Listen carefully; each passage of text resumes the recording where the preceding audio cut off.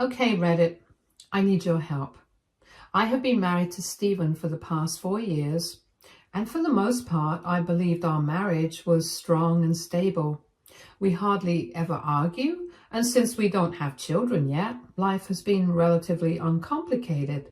Stephen used to have a full-time job, but last year, his company went through downsizing, and unfortunately, he lost his position. Since then, he has been working as a freelancer, taking on small projects here and there, but his income has significantly decreased compared to what he used to earn. While he has been looking for a stable full-time job, the process has been slow. In the meantime, I have been the one carrying most of the financial weight in our relationship. As a regional manager at my company, I earn a good salary, and because of that, I've been able to support both of us without any major issues. However, the shift in financial responsibility has been noticeable. Before, we both contributed to our shared lifestyle, but now, with Stephen's income being cut nearly in half, I have become the primary provider. 2 weeks ago, Stephen approached me with a request that caught me off guard. He told me that he and some of his old college friends were planning a trip to Europe and he wanted to join them. However, since he didn't have enough money to cover his travel expenses, he asked if I could pay for him. He assured me that once he secured a full-time job, he would reimburse me. I wasn't thrilled about the idea, but I didn't mind him going. I figured that maybe a change of scenery and reconnecting with his friends would be a good thing for him. I hoped that the trip would serve as a wake-up call and push him to take his job search more seriously. Lately, he had been procrastinating a lot, and I had started to notice patterns that concerned me. Whenever I came home from work, I would often find him lounging in front of the TV, watching shows or movies for hours. If not that, he would be snacking endlessly or spending an unhealthy amount of time playing video games. It wasn't just a way to unwind. It had become a routine, a habit that was starting to worry me. It felt like he had lost his sense of motivation, and despite my gentle nudges to encourage him to apply for jobs, he never seemed to have a sense of urgency about it. I thought maybe this trip would shake things up for him, make him realize that he needed to start putting real effort into his future. Anyways, I gave him whatever money he needed to book his ticket for the vacation with the promise that it would be paid back. As the days went by and his departure date got closer, Stephen became increasingly excited. He would talk about all the places he wanted to visit, the food he wanted to try, and the memories he was looking forward to making with his old friends. I wanted to be supportive, so I helped him get everything in order for his trip. The night before he left, I was helping him double-check his luggage to make sure he hadn't forgotten anything important. That's when something unusual caught my attention. A sleek, expensive-looking suit neatly packed inside his suitcase. This immediately struck me as odd because Stephen is the kind of person who avoids formal wear at all costs. He's the guy who shows up to date nights in shorts and casual t-shirt no matter how much I try to get him to dress up.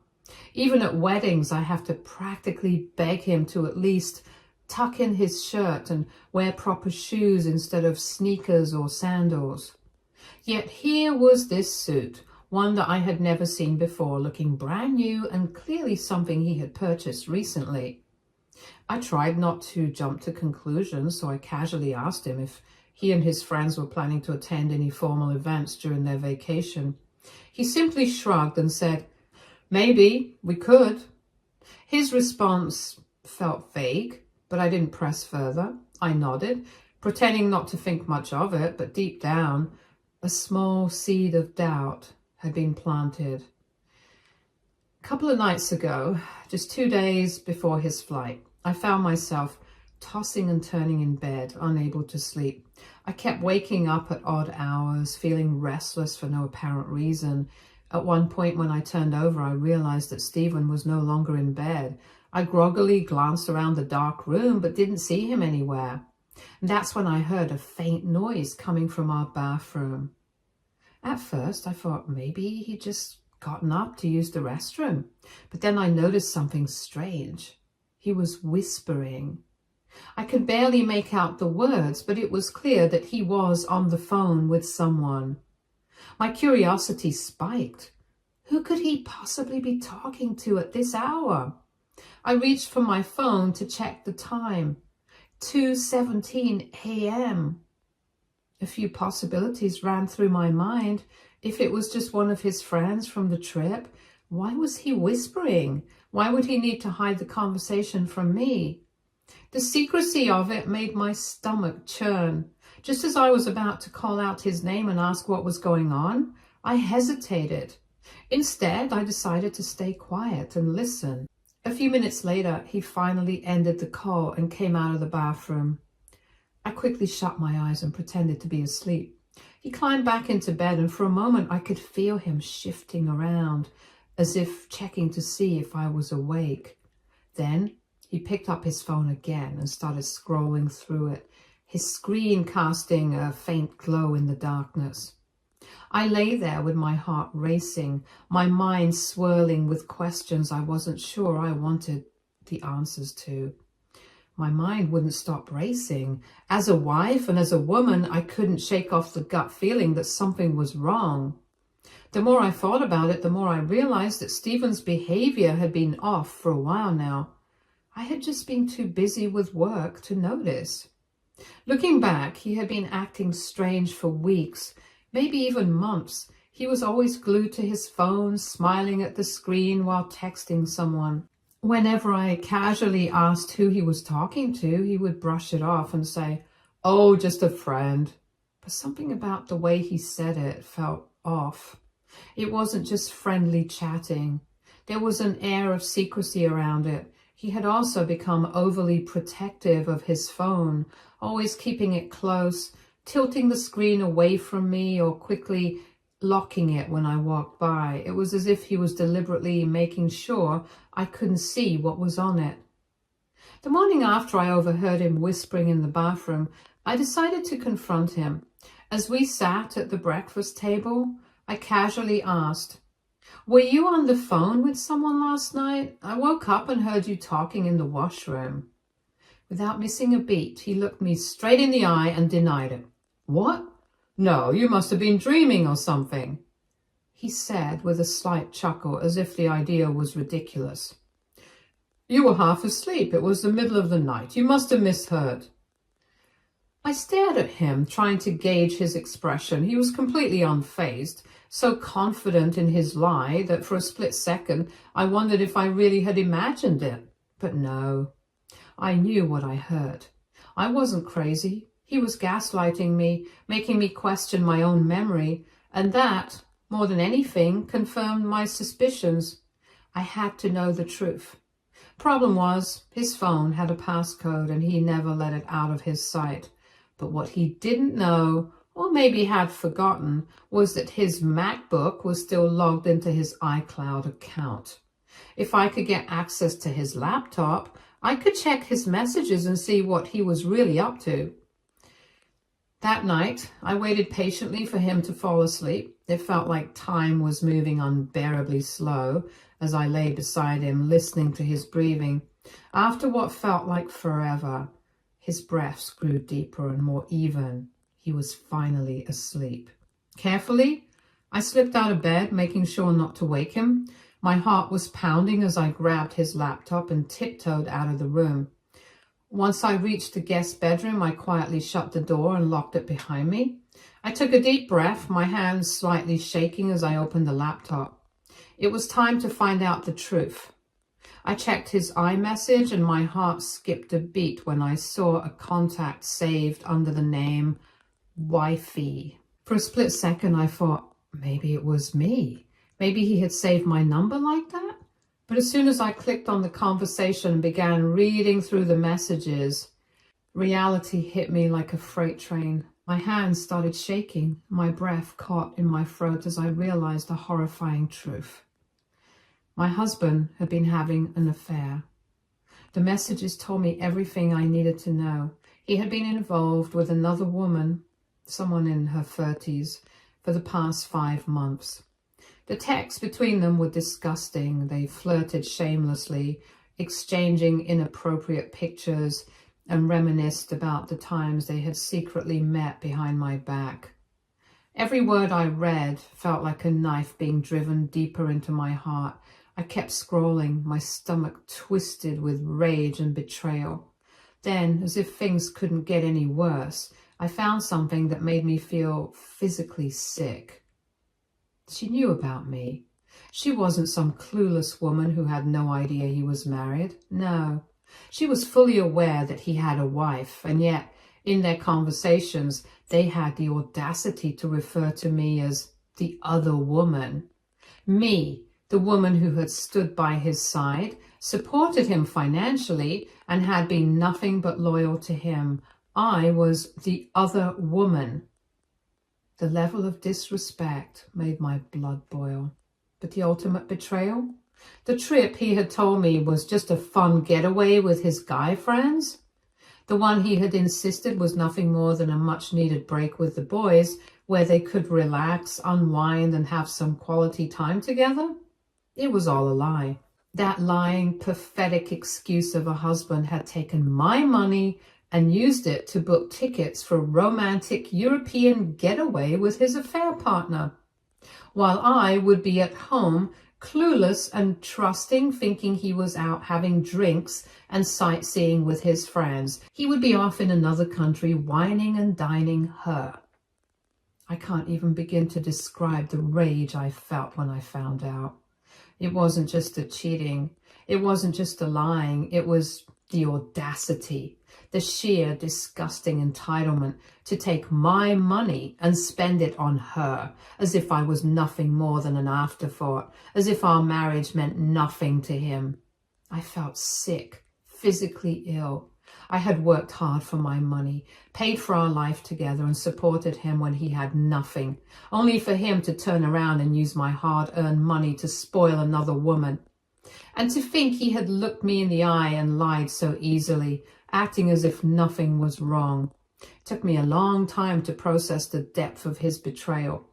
Every message I read felt like another slap in the face. This is when I knew one thing for sure. I wasn't going to let him get away with this. I took screenshots of everything, every incriminating message, every photo, every detail. I made sure I had proof of exactly what kind of man he was. Right now, as I sit here writing this, my husband has no clue that I know everything. He is still walking around our home, acting sweet, kissing me goodbye in the mornings, texting me throughout the day like nothing is wrong. And it takes everything in me not to punch him in his smug, lying face. This pathetic excuse of a man who can't even afford to fund his own life was about to take his mistress on a vacation that I unknowingly paid for. The sheer nerve.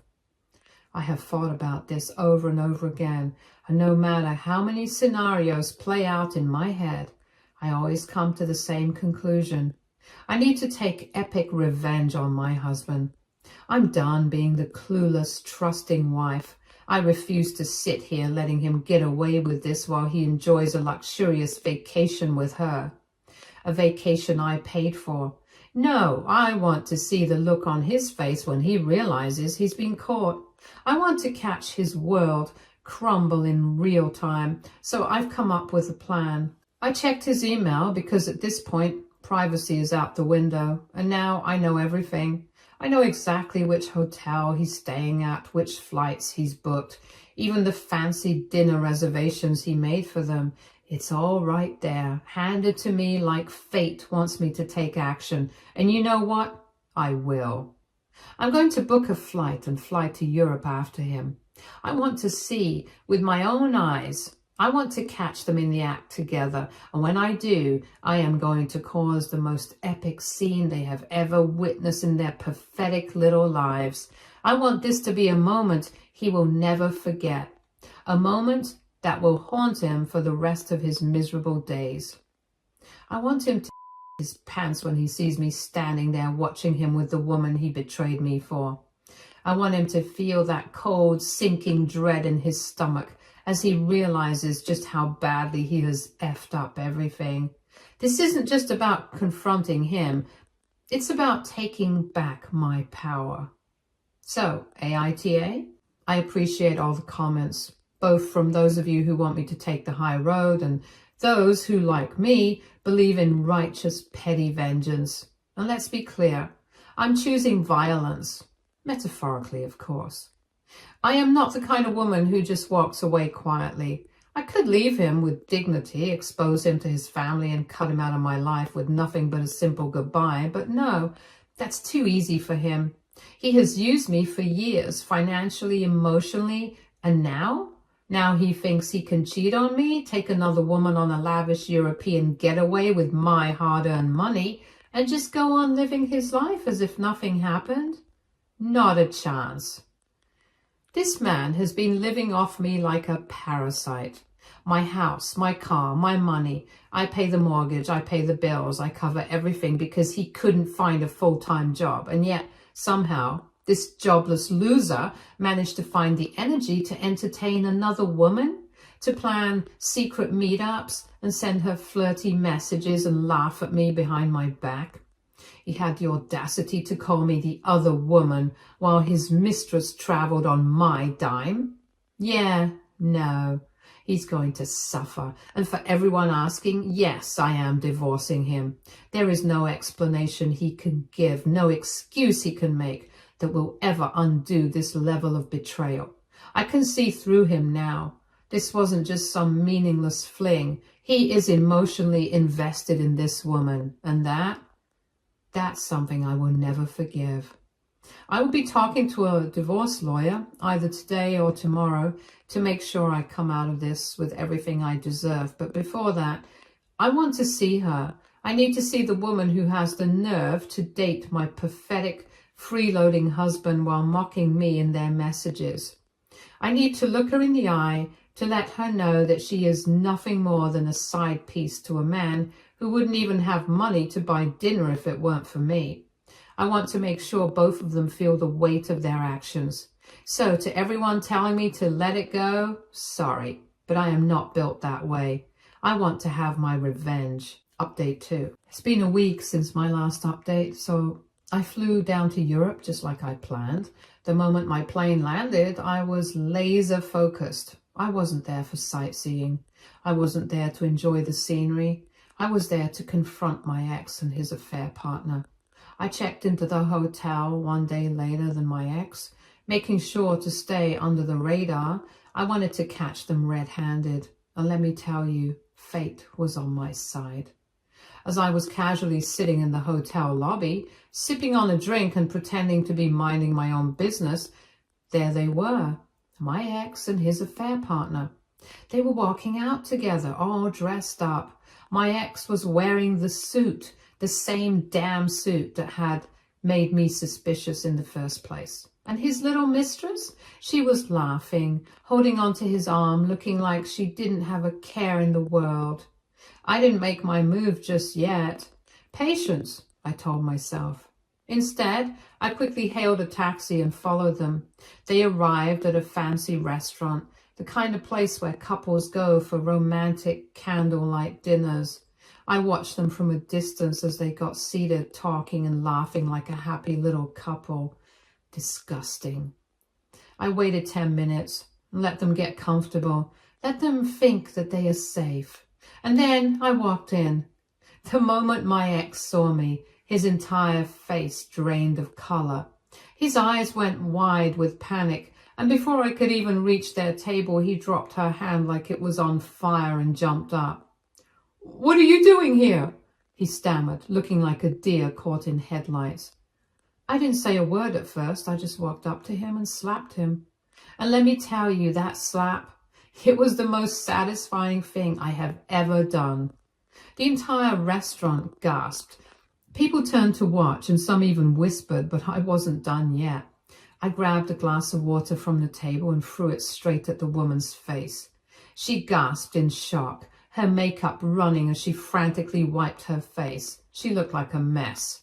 And the cherry on top, I took out my phone and started recording.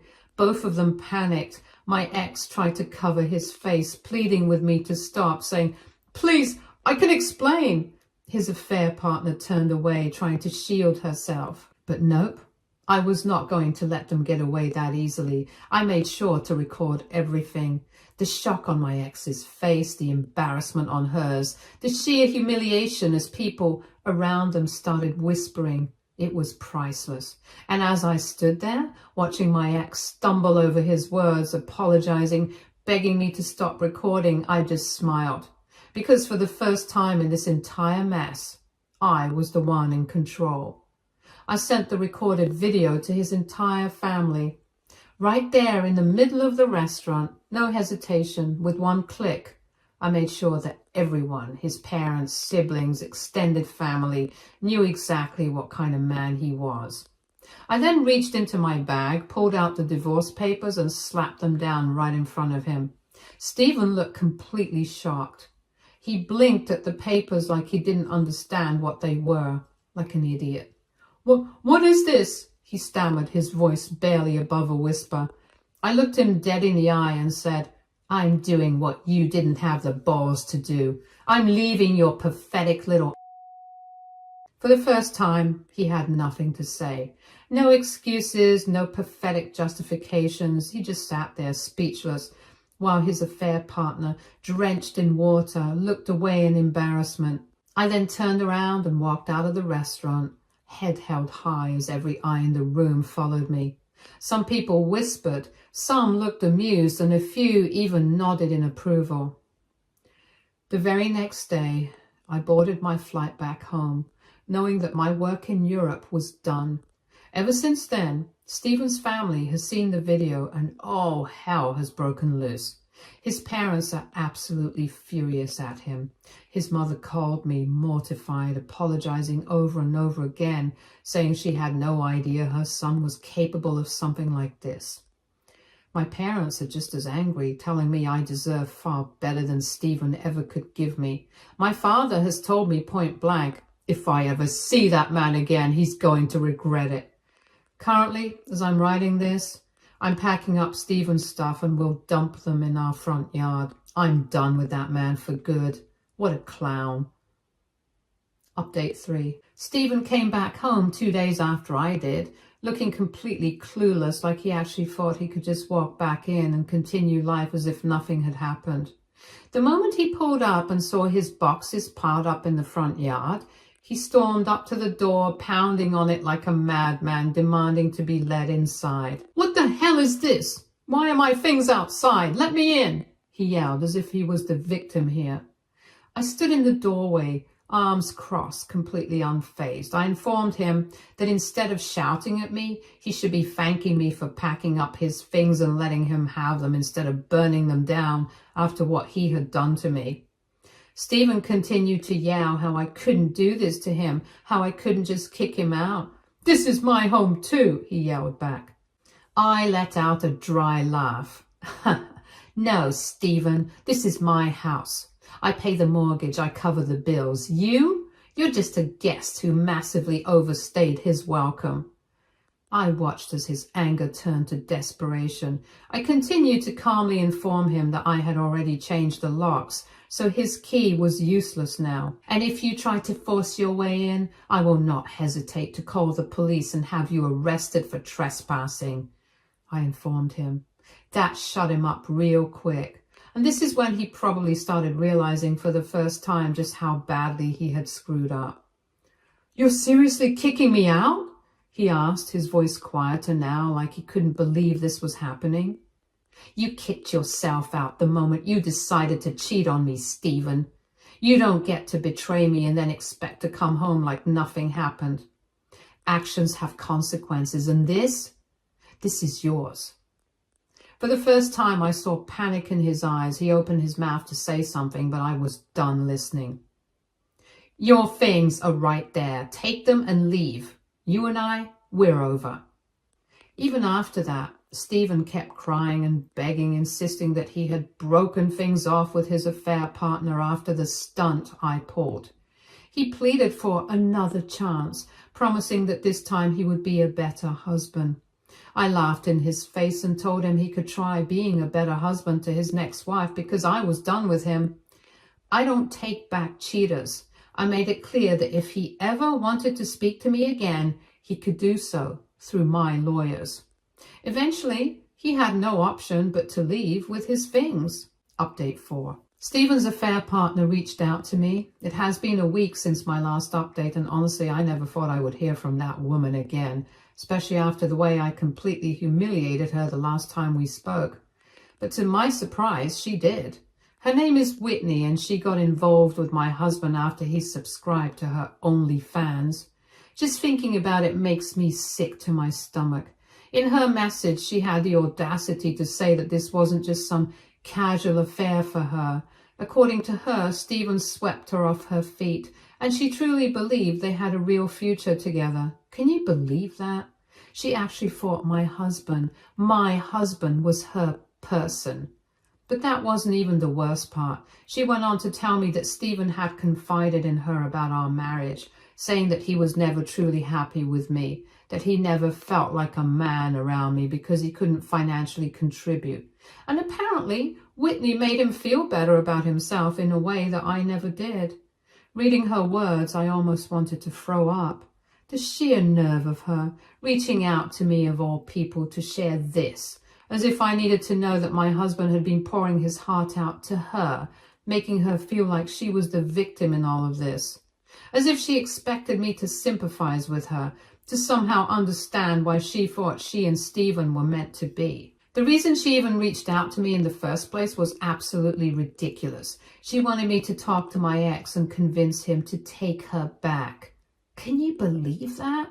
She actually thought I would go out of my way to help her after everything that happened.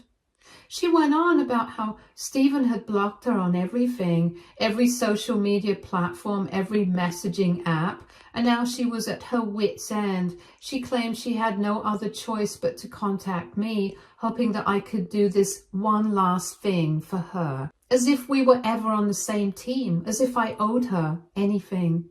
I don't even understand what was going through her head when she decided to send that message.